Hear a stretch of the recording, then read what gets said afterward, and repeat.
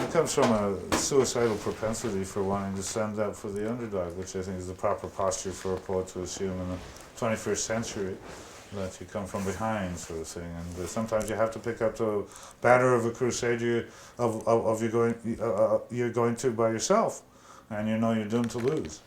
But sometimes the failures are more significant and profound and sublime than the victories would have been. And so you have to learn how to celebrate your victories. Or as Pasternak said, you got to learn to be equal to your defeat and your victory alike. And they tried to do that. But the posture, the mask, the life mask, is coming from behind on behalf of the underdog. You know, probably because you think you won yourself, so you're working for your own. Spirit knows its own. But I think there are more underdogs in the world than there are overdogs. Last time I looked, anyways. Hope so. 99%. It's good to hear. Occupy. Occupy, occupy. Don't infest, occupy. I have little pet peeves around the world. I'm astounded still that a society that is based on agriculture soaked in oil still can permit 25 million children a year on the planet to starve to death. The delicious black farcical irony of that dilemma certainly can't be lost upon anybody that's ever seen a hungry child die.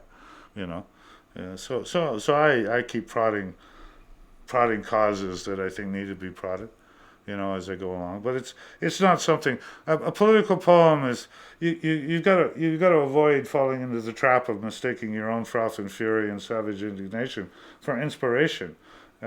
You can't take all your conceptualism and your opinionation and fool yourself. It's a muse. It's not a muse. You know the difference if you've ever experienced one.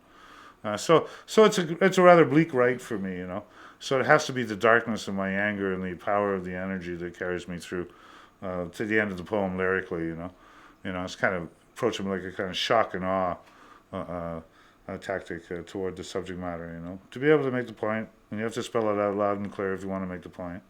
You're going to spell it out in scar tissue, But that's not as pleasant as writing about fireflies and comparing them to the Pleiades, chandeliers of star rain showers and stuff like this. You long for that too.